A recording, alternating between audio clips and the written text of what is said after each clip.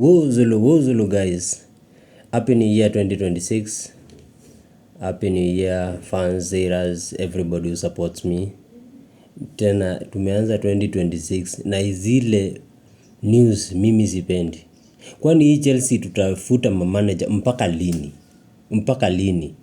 Huyu Enzo Maresca huyu mwenye ametuwinia FIFA Club World Cup na Conference League wanataka tena kumfuta guys. Situation as we speak now is very tense. Hata inasemekana hata kuwa kwa game ya Sunday against Manchester City. Ni bulanda, hii ni mbaya.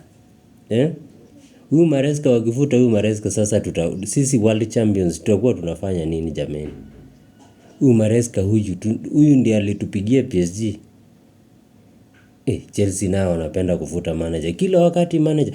The same situation walifuta Pochettino, the same situation wanataka kufuta Enzo Maresca.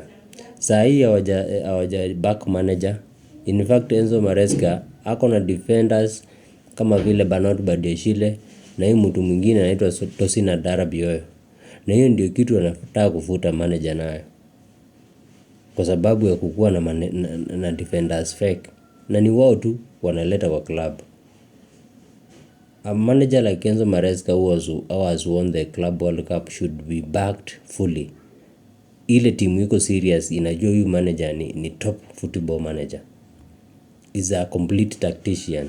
Na tukipoteza huyu manager ataenda Man City na akirudi hapa Chelsea Stamford Bridge atakuja kutushanda vibaya sana. Anyway watu wangu, kama sio blue sio Chelsea.